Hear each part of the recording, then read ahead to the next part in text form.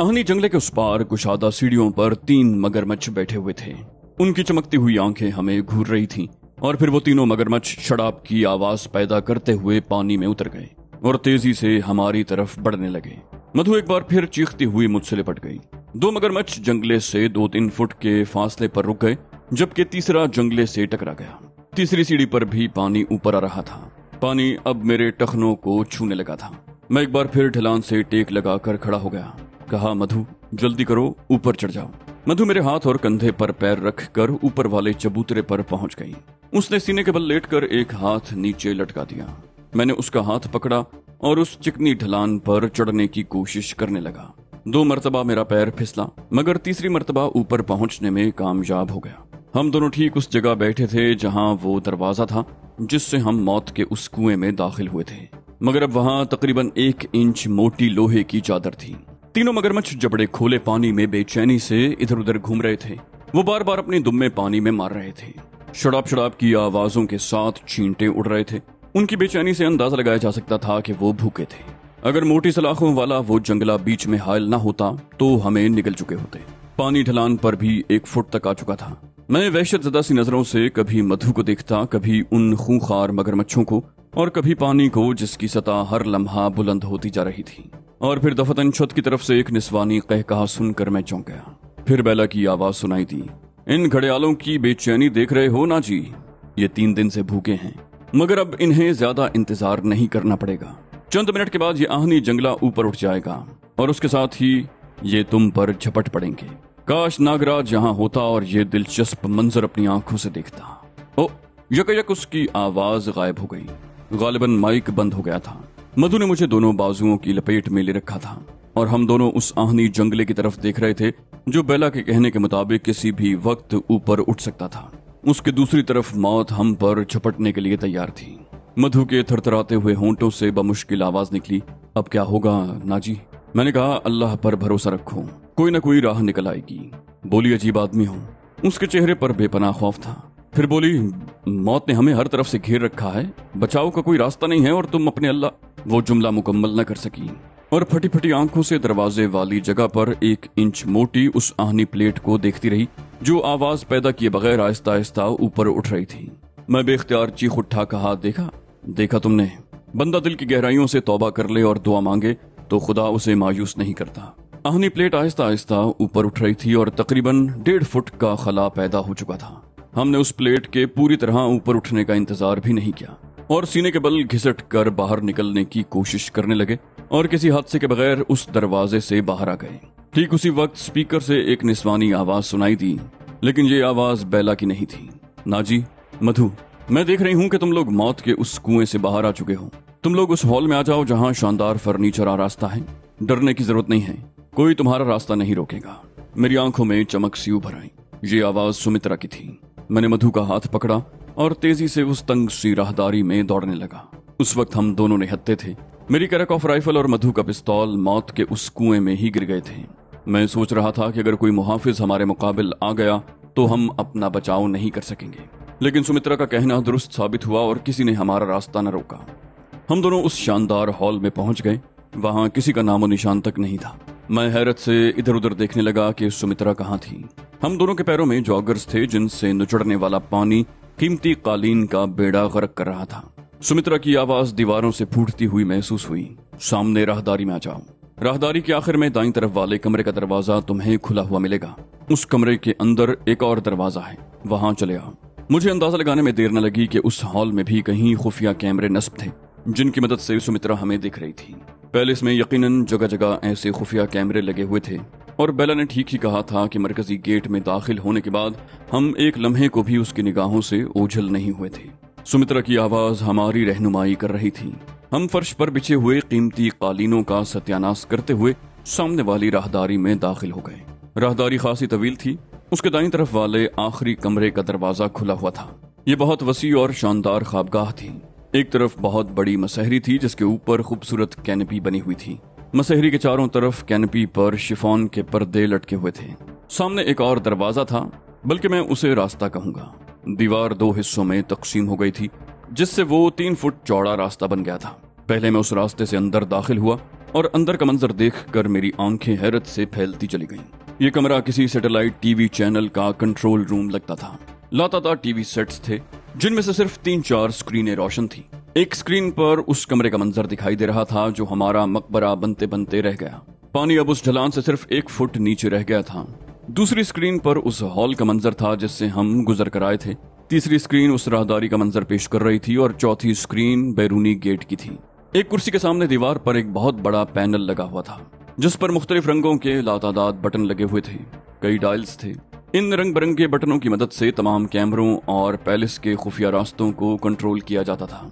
उस कमरे के फर्श पर एक आदमी की लाश पड़ी थी। उसके सीने से बहने वाला खून फर्श पर जम चुका था। उस लाश से जरा हटकर बेला इस तरह बैठी हुई थी कि दोनों टांगें आगे को फैली हुई थीं और हाथ पुश्त पर बंधे हुए थे। उसकी शर्ट फटी हुई थी। सीने, गर्दन और चेहरे पर कुछ खराशें थीं और उसके सामने कुर्सी पर सुमित्रा बैठी हुई थी। उसके हाथ में क्लैशनकोफ या इस कबील की कोई ऑटोमेटिक राइफल थी जिसका रुख बेला की तरफ था। मैंने बेला की तरफ देखकर मुस्कुराते हुए कहा, काश नागराज यहाँ होता तो ये दिलचस्प मंजर देखकर बहुत खुश होता। बेला दांत कचकचा कर रह गई। वो कुछ बोली नहीं। मैंने फिर कहा, नाराज हो? कोई बात नहीं, मैं जानता हूँ कि तुम्हारी नाराजगी किस तरह दूर की जा सकती है, लेकिन यहाँ मौका नहीं। अब मैं सुमित्रा की तरफ मुतवज्जे हुआ। मेरा ख्याल है ये पूछने का भी वक्त नहीं है कि तुम यहाँ किस तरह पहुंची। खैर, अब यहाँ से निकलना चाहिए। गेट वाले मुहाफिज ने मुझे बताया था कि पैलेस के अंदर 2 मुहाफिज और भी हैं, लेकिन मेरा उनसे सामना नहीं हुआ। लेकिन हो सकता है कि सुमित्रा बोली, अब तुम्हारा उनसे सामना नहीं होगा। मैंने कहा, क्या मतलब, क्या तुमने उन्हें भी? सुमित्रा बोली, नहीं, वो जिंदा हैं मगर इसकी तरह बेबस हैं और पैलेस के किसी कोने में पड़े अपनी किस्मत को कोस रहे होंगे। मैंने कहा, मैं तो तुम्हें बहुत कमजोर सी लड़की समझता था मगर हैरत है तुमने इतना बड़ा काम कर दिखाया। वो बोली, औरत खा कितनी ही कमजोर क्यों ना हो, अपनी अदाओं से बड़े बड़े पहलवानों को चित कर देती है। मैंने भी इन्हें एक अदा दिखाई थी। पहले मैंने एक को जेर किया और फिर दूसरे को। उस वक्त ये कुतिया शायद अपनी तमाम तर तवज्जो तुम पर मरकूज किए हुए थी, या शायद दूसरे कैमरे बंद कर रखे थे, इसलिए ये मुझे नहीं देख सकी और मैं आसानी से यहाँ पहुंच गई। यहाँ फिर एक सूरमा ने मुझ पर हमलावर होने की कोशिश की थी मगर एक ही गोली ने उसे ठंडा कर दिया और फिर इस कुतिया पर काबू पाने में मुझे खासी मेहनत करनी पड़ी। अगर मुझे यहाँ पहुंचने में चंद मिनट देर हो जाती तो तुम लोग घड़ियालों की खुराक बन चुके होते। खैर, अब इसका क्या करना है? मैंने कहा, नागराज तो यहाँ है नहीं। उसका पता मालूम करना बहुत जरूरी है और उसका पता यही बता सकती है, इसलिए इसे साथ ले चलना होगा। सुमित्रा स्क्रीन की तरफ देखते हुए बोली, तो फिर जल्दी करो। पानी अब उस कमरे से बाहर बहना शुरू हो गया है। कुछ ही देर में ये पूरे पैलेस में फैलने लगेगा। मैंने स्क्रीन की तरफ देखा। पानी उस दरवाजे से बाहर निकलकर फर्श पर फैल रहा था। मैंने बेला की तरफ देखा, कहा, ये पानी कैसे बंद होगा? बेला से पहले सुमित्रा बोल पड़ी, पानी बंद करने की जरूरत नहीं है। राणा शमशेर सिंह को जब पता चलेगा कि उसका महल पानी से तबाह हो रहा है तो वो नागराज के शरीर के इतने टुकड़े कर देगा कि गिनती मुश्किल हो जाएगी। मैंने कहा, फिर तो ठीक है। फिर मैंने बेला से कहा, उठिए श्रीमती जी। बेला की आंखों में खून उतरा हुआ था। अगर उसके हाथ खुले होते तो वो मेरा मुंह नोच लेती। उसने उठने की कोशिश की मगर हाथ पुश्त पर बंधे होने की वजह से कामयाब न हो सकी और धड़ाम से नीचे गिर गई। मैंने उसे बाजुओं से पकड़ते हुए कहा, अभी चंद रोज पहले ही तुम जिंदगी के एक नाजुक मरहले से गुजरी हो। तुम्हें तो बेड रेस्ट करना चाहिए था मगर तुम हो कि छलांगे लगाती फिर रही हो। खैर, तुम्हें खुद सोचना चाहिए, ये तुम्हारी जिंदगी का सवाल है। चंद रोज आराम करती तो क्या हर्ज था। बेला का लहजा हैरत अंगेज तौर पर पुरसुकून था। बोली, तुम्हारा वक्त है, तुम ऐसी बातें कर सकते हो, लेकिन जब मेरी बारी आएगी तो तुम्हारी बोलती बंद हो जाएगी। मैंने कहा, उम्मीद पर दुनिया कायम है। मैंने उसे उठाकर खड़ा कर दिया। कहा, अब हम सारी रात यहाँ बैठकर बातें तो नहीं कर सकते, किसी और जगह इत्मीनान से बैठकर बातें करेंगे और मुझे उम्मीद है कि रास्ते में तुम कोई ऐसी हरकत नहीं करोगी जो तुम्हारे लिए नुकसानदेह साबित हो। बेला ने कहा, मैं भागने की कोशिश नहीं करूंगी। मैंने मधु की तरफ देखा। उसके चेहरे पर जिंदगी का रंग लौट आया था। आंखों में पहले जैसी चमक भी दिखाई देने लगी थी। मैंने बेला को बाजू से पकड़ रखा था। हम बैरूनी ख्वाबगाह में आकर राहदारी में आ गए। सुमित्रा ने तमाम टीवी सेट खुले छोड़ दिए थे। वो हमारे आगे आगे चल रही थी और राइफल को उसने दोनों हाथों में थाम रखा था ताकि किसी नागहानी सूरत हाल से निपटा जा सके। बड़े हॉल से गुजरकर बाहर जाने वाली राहदारी की तरफ मुड़ते हुए मैंने दूसरी तरफ मुड़कर देखा और उसके साथ ही मेरे होंठों पर मुस्कुराहट आ गई। पानी अब उस तंग सी राहदारी में फैल रहा था। पानी की रफ्तार को देखते ही मुझे अंदाजा लगाने में दुश्वारी पेश नहीं आई कि सुबह होने तक पानी पैलेस के तमाम कमरों में फैल जाएगा और हर चीज को तहस नहस करके रख देगा। और जब राणा शमशेर सिंह अपने पैलेस की हालत देखेगा तो वो वाकई नागराज की बोटियां नोच लेगा। बाहर आते हुए हमें किसी मज़ाहमत का सामना न करना पड़ा। मुझे बड़ी हैरत हुई। इस पैलेस में वाकई 3 मुहाफिज थे और चौथा बेला का वो साथी था जो उस कमरे में सुमित्रा के हाथों मारा गया था। हैरत इस बात पर थी कि इतने बड़े पैलेस में सिर्फ 3 मुहाफिज थे, लेकिन वो तो बाद में पता चला कि सब लोगों को नागराज के कहने पर वहां से हटा दिया गया था। सिर्फ 3 मुहाफिज रहने दिए गए थे। वो अपने गिर्द ज्यादा हुजूम पसंद नहीं करता था। नागराज 2 दिन वहां रहा था। फिर उसे किसी तरह पता चल गया कि मुझे राणा पैलेस में उसकी मौजूदगी का पता चल गया है। वो खामोशी से किसी और जगह मुंतकिल हो गया और बेला को यहाँ छोड़ दिया गया ताकि मैं यहाँ पहुंचूं तो मुझसे निपटा जा सके। बेला ने बड़े अच्छे अंदाज में मेरा इस्तकबाल किया था। मेरा अंत करने में उसने कोई कसर नहीं छोड़ी थी, लेकिन ऐन लम्हों में सुमित्रा की मुदाखलत से बाजी पलट गई और बेला हमारी कैदी बन गई। वसी और इस बरामदों से होते हुए हम बाहर आ गए। उजाला सहर नमूदार हो रहा था। हम रात 11 बजे के बाद आए थे और पूरी रात यहाँ मौत व हयात की कश्मकश में गुजर गई थी। इस खौफनाक रात की सुबह बहुत भली लग रही थी। गेट के करीब से गुजरते हुए मैंने गार्ड रूम में झांक कर देखा। वो मुहाफिज पहलू के बल पड़ा था और उसकी आंखें खुली हुई थी। मैंने उसकी तरफ देखकर हाथ हिला दिया और बेला वगैरह के साथ गेट से बाहर आ गया। सड़क सुनसान थी। हम तेज तेज कदम उठाते हुए दरख्तों के उस झुंड में आ गए जहां सुमित्रा की कार खड़ी थी। सुमित्रा ने ड्राइविंग सीट संभाल ली और मैं बेला और मधु के साथ पिछली सीट पर बैठ गया। बेला हम दोनों के बीच सैंडविच बनकर रह गई थी। बेला की आंखों पर पट्टी बांध दी गई थी। सुमित्रा से राइफल भी मैंने ले ली थी। कार दरख्तों के झुंड से निकलकर तेज रफ्तारी से सड़क पर दौड़ने लगी। शहर की तमाम सड़कें अभी सुनसान पड़ी थीं। सुमित्रा कार को उन रास्तों पर दौड़ा रही थी जहां किसी पुलिस पार्टी से आमना सामना होने का अंदेशा नहीं था। यूं भी उस वक्त मौसम में खासी खुनकी थी। पुलिस वाले भी सड़क पर गश्त करने की बजाय कहीं कोनों खुदरों में दुबके हुए थे। 40 मिनट में हम बंगले में पहुंच गए। बेला की आंखों से पट्टी कमरे में आने के बाद ही खोली गई थी। मैंने पुश्त पर बंधे हुए उसके हाथ भी खोल दिए। कहा, अगर तुम शराफत का सबूत दो तो यहाँ आजादी से घूम फिर सकती हूँ, लेकिन अगर तुमने कोई चालाकी दिखाने की कोशिश की तो मजबूरन मुझे तुम्हारे हाथ पैर बांधने होंगे। वैसे इस वक्त तुम आराम करो, बातें थोड़ी देर के बाद होंगी चाय के साथ। बेला बिस्तर पर बैठते हुए बोली, बहुत जालिम हो तुम। मैं मुस्कुरा दिया। कहा, तो तुम्हें आज पता चला? मैं कमरे से बाहर आ गया। रत्ना भी हमारी आवाजें सुनकर जाग चुकी थी और सुमित्रा और मधु के साथ हॉल कमरे में बैठी हुई थी। और फिर वो चाय बनाने के लिए किचन में चली गई। मधु चाय तैयार होने से पहले ही सोफे पर नीम दराज होकर सो गई। सुमित्रा और मैं भी रात भर जागे थे। सुमित्रा की आंखें सुर्ख हो रही थी और मेरी आंखों में भी शदीद जलन हो रही थी। मैंने सुमित्रा की तरफ देखते हुए पूछा, तुम वहां कैसे पहुंच गई थी? सुमित्रा ने कहा, तुमने कहा था कि 2-2.5 घंटे तक वापस आ जाओगे। 2-2.5 घंटों तक तो मैं मुतमईन रही, लेकिन जैसे जैसे देर होती गई मेरी परेशानी भी बढ़ती गई और आखिरकार 3 बजे के करीब मैंने पैलेस में दाखिल होने का फैसला कर लिया। वो चंद लम्हों को खामोश हुई, फिर बोली, बाहर वाला मुहाफिज गार्ड रूम में बंधा हुआ था। पैलेस की एक राहदारी में एक मुहाफिज से सामना हो गया। उसने मुझे राइफल की जद पर ले लिया। उस मौके पर मैंने वही हरबा इस्तेमाल किया जो मुझे करना चाहिए था। मर्द जैसा भी हो औरत के सामने ढह जाता है। वो भी कुछ ऐसा ही निकला। वो मुझे कमरे में ले गया और मैं उसे बांध कर कमरे से बाहर आ गई। मुझे अंदाजा नहीं था कि तुम लोग कहाँ होगे। इस किस्म के महल बड़े पुरअसरार होते हैं, किसी को तलाश करना आसान नहीं होता। मैं अगरचे बहुत मोहतात अंदाज में घूम रही थी, मगर एक और मुहाफिज के हत्थे चढ़ गई। वो भी अपनी जिम्मेदारी और फर्ज भूल कर मुझे नेमत समझा, लेकिन उसका भी वही हशर हुआ और मैंने उसकी राइफल पर भी कब्जा कर लिया। फिर तुम लोगों की तलाश शुरू कर दी। इस मर्तबा किसी और मुहाफिज से सामना नहीं हुआ। तकरीबन आधे घंटे के बाद मैं उस कमरे तक पहुंच गई जहां बेला मौजूद थी। एक टीवी स्क्रीन पर तुम लोगों को देखकर मैं बदहवासी हो गई। बेला पैनल के सामने कुर्सी पर बैठी मुख्तलिफ बटन दबा रही थी। इस दौरान कमरे में मौजूद दूसरे आदमी ने मुझे देख लिया। वो चीखता हुआ मेरी तरफ बढ़ा, मगर मैंने गोली चला दी और वो वहीं ढेर हो गया। बेला कुर्सी से उठकर मेरी तरफ लपकी। उसने राइफल की परवाह किए बगैर मुझ पर छलांग लगा दी। राइफल मेरे हाथ से गिर गई।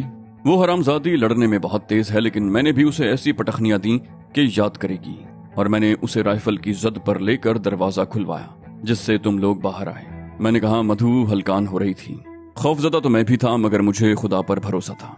मुझे यकीन था कि वो मुझ गुनाहगार की दुआ जरूर सुनेगा, और फिर उसने तुम्हें हमारी मदद के लिए भेज दिया। सुमित्रा ने पूछा, अब उसका क्या करना है? मैंने कहा, पहले तो उससे नागराज के ठिकाने का पता पूछा जाएगा, उसके बाद सोचा जाएगा कि उसके साथ क्या करना है। उसी वक्त रत्ना चाय बना कर ले आई। उसने तमाम कप मेज पर रख दिए। मैंने रत्ना से कहा, एक कप उसे दे आओ, वो तुम्हारे साथ वाले कमरे में है। वो एक कप उठाकर बेला वाले कमरे की तरफ चली गई और फिर किसी ख्याल के तहत मैं भी उठकर उसके पीछे चल दिया। रत्ना मुझसे पहले कमरे में दाखिल हो चुकी थी। मैं बाहर ही रुक गया। बेला की आवाज मेरी समाज से टकराई। तो तुम भी इसके साथ हो? रत्ना बोली, शुरू दिन से। उस रात जब तुम प्रेम निवास रेस्टोरेंट में नाजी को धमकियां देकर गई थी, मैं उस वक्त भी इसके साथ थी। फिर बेला की आवाज आई, इसमें ऐसी क्या बात है कि शहर की तमाम लड़कियां इस पर मरी जा रही हैं? रत्ना बोली, हमसे ज्यादा तो तुम जानती होगी। बेला के मजीद कुछ कहने से पहले ही मैं कमरे में दाखिल हो गया। बेला बेड की पुश्त से टेक लगाए बैठी हुई थी। चाय का कप उसके हाथ में था। मैंने कुर्सी पर बैठते हुए कहा, तो तुम्हें इस बात पर हैरत है कि शहर की लड़कियां मुझ पर क्यों मर रही हैं? इसकी वजह यह नहीं कि मैं कोई हसीन हूं, बल्कि ये तमाम लड़कियां जो मेरे लिए अपनी जान तक देने को तैयार हैं, तुम्हारे अपनों की सताई हुई हैं। ये उन लोगों से अपनी बर्बादी का बदला लेना चाहती हैं। और वो सुमित्रा, जिससे तुम्हारे दो दो हाथ हो चुके हैं, जानती हो कौन है? बेला ने चाय का घूंट भरते हुए कहा, मुझे किसी के बारे में जानने की जरूरत नहीं। मैं तो सिर्फ इतना जानती हूँ कि तुम लोग एक ना एक रोज हमारे काबू में आओगे और सब कुछ खत्म हो जाएगा। मैंने कहा, सब कुछ तो खत्म हो चुका है। नागराज के तमाम गुर्गे एक एक करके खत्म हो चुके हैं। अमरीश पंडित और तुम रह गई हो। नागराज के दिन भी अब पूरे हो चुके हैं। वैसे तुम्हें ये जानने में जरूर दिलचस्पी होगी कि ये कौन सी जगह है। बेला ने कहा, चलो तुम बता ही दो। मैंने कहा, ये पंडित भेरू का बंगला है, जिसकी इस वक्त तुम सब लोगों को तलाश है। बेला उछल पड़ी। क्या? चाय उसके हाथ से छलक गई। उसने एक कप साइड टेबल पर रख दिया। बोली, तुम बकवास करते हो। मैंने कहा, अभी थोड़ी देर में तुम्हें इसका यकीन आ जाएगा। भेरू तुमसे खार खाए बैठा है। वो समझता है कि उसकी बर्बादी की जिम्मेदार तुम और सिर्फ तुम हो, और मेरा ख्याल है कि उसका कहना गलत भी नहीं है। फिर मैं चंद लम्हों को खामोश हुआ। फिर बोला, तुम्हें याद होगा कि कई साल पहले जब तुम माउंट अबू आई थी, तो कुछ खतरनाक किस्म के लोग तुम्हारे पीछे लगे हुए थे और तुम जिंदगी बचाने के लिए भागी फिर रही थी। उस वक्त पंडित भेरू ही काम आया था। उसने तुम्हें पनाह दी थी। तुम तकरीबन 1 साल उसके पास रहीं और फिर तुम नागराज की तरफ चली गईं। भेरू को इस बात का अफसोस न होता। उसे दुख तो इस बात का था कि तुमने नागराज को उसके कुछ राज भी बता दिए, जिससे भेरू को बहुत नुकसान उठाना पड़ा। उसके बाद भी वो तुम्हारी वजह से नागराज के हाथों मुसलसल नुकसान उठाता रहा। मैं तुम्हें यहाँ तो ले आया हूँ, मगर मुझे अंदेशा है कि वो तुम्हें देखते ही जान से मार देने की कोशिश करेगा। बेला का चेहरा धुआं हो रहा था। पहले शायद वो मेरी बात को मजाक समझी थी, लेकिन बाद की बातें सुनकर उसे यकीन आ गया कि मैं गलत नहीं कह रहा। मैंने कहा, तुम्हारे लिए बचाव का एक ही रास्ता है। अगर तुम नागराज के ठिकाने का पता बता दो तो मैं वादा करता हूँ कि भेरू को तुम्हारे करीब भी नहीं भटकने दूंगा। तुम जानती हो, भेरू नागराज को इस वक्त अपना दुश्मन नंबर 1 समझता है। उसने न सिर्फ अचाल शिवा मंदिर को आग लगा दी, बल्कि भेरू को भी जिंदा जलाने की कोशिश की। वो अब भी नागराज से छुपता फिर रहा है। अगर तुम नागराज का ठिकाना बता दो तो भेरू की समस्या भी हल हो जाएगी, मेरा काम भी बन जाएगा और तुम भी ऐशो आराम की जिंदगी गुजार सकोगी। बेला खामोशी से मेरी बातें सुनती रही। उसके चेहरे के तासुरात हर लम्हा बदल रहे थे। मैं उसके चेहरे पर नजरें जमाए बैठा था और फिर एक झटके से उठकर खड़ा हो गया। कहा, तुम्हें शायद मेरी बातों का यकीन नहीं आया, आओ मेरे साथ। मैंने बेला का हाथ पकड़कर पलंग से नीचे खींच लिया और उसे तकरीबन घसीटता हुआ कमरे से बाहर ले आया। मैं उसे लेकर पंडित भेरू वाले कमरे में दाखिल हुआ तो सुमित्रा भी हमारे पीछे वहां पहुंच गई। भेरू गहरी नींद सो रहा था। उसके खर्राटे कमरे की फजा में इर्त्याश सा पैदा कर रहे थे। उसकी तोंद भी गुब्बारे की तरह फूल पिचक रही थी। भेरू को देखकर बेला के चेहरे पर खौफ के साए फैल गए। अब तो उसे यकीन करना ही पड़ा था कि मैंने जो कहा था गलत नहीं कहा था। मैंने सुमित्रा को इशारा किया। उसने उस कमरे में तहखाने का रास्ता खोल दिया। हम सीढ़ियां उतरते हुए तहखाने में आ गए। मैं बेला को उस वसी और इस कमरे में ले गया जहां दौलत के अंबार लगे हुए थे। मैंने कहा, ये भेरू की दौलत है। आज हर शख्स इसे हासिल करने के लिए भेरू की जान का दुश्मन बना हुआ है और भेरू बेबस है। वो उस वक्त तक इस दौलत को इस्तेमाल नहीं कर सकता जब तक अपने सबसे बड़े दुश्मन नागराज को खत्म न कर दे। बाकी तो वो कुत्ते हैं जिनके आगे हड्डियां डाल दी जाएं तो वो खामोश हो जाएंगे। और इस दौलत के हुसूल के लिए नागराज के अपने आदमियों में फूट पड़ रहे हैं। पहले विशंबर मारा गया और अब दीवान उदय सिंह ऐसा ही मंसूबा बना रहा है, मगर कोई भी अपने मकसद में कामयाब नहीं हो सका। अलबत्ता तुम चाहो तो इसमें से आधी दौलत तुम्हारी हो सकती है। बेला ने चौंक कर कहा, क्या? मैंने कहा, हाँ, मैं सच कह रहा हूँ। तुम्हें सिर्फ नागराज का पता बताना होगा। बेला ने ठोस लहजे में कहा, दुनिया का कोई भी लालच मुझे मेरे देश से गद्दारी पर नहीं उकसा सकता। तुम जानते हो नागराज जिस मिशन पर काम कर रहा है उससे हमारी कौमी सलामती वाबस्ता है। मैं उसके साथ दौलत के लालच में नहीं दे रही। मैं जो कुछ भी कर रही हूँ अपने देश के लिए कर रही हूँ। अगर ये बात ना होती तो नागराज जैसे राक्षस को मैं अपने करीब भी न फटकने देती। उसके मिशन को हर हाल में पाया तकमील तक पहुंचाना है। उसके लिए मैं अपनी जान की कुर्बानी भी दे सकती हूँ। दुनिया का कोई लालच मुझे गद्दारी पर आमादा नहीं कर सकता। मैंने कहा, नागराज के मिशन की कामयाबी मेरे मुल्क की तबाही है, इसलिए मैं ये मिशन कामयाब नहीं होने दूंगा। और जहां तक इस बात का सवाल है कि कोई लालच तुम्हें गद्दारी पर आमादा नहीं कर सकता, तो तुम्हारे इस जज्बे की तारीफ जरूर करूंगा। हर शख्स को अपने वतन का वफादार होना चाहिए, लेकिन यहाँ मामला कुछ और है। तुम्हारी सरकार बिला किसी वजह के मेरे वतन के मासूम और बेगुनाह लोगों का कत्लेआम कर रही है। उनके खून से होली खेली जा रही है। नागराज का मिशन भी इसी सिलसिले की एक कड़ी है। तुम अपने देश से वफादारी निभा रही हो और मैं अपने वतन से वफादारी निभाने की कोशिश कर रहा हूँ। इस मिशन को मैं कभी कामयाब नहीं होने दूंगा। इसके लिए मैंने अपनी जान दांव पर लगा रखी है।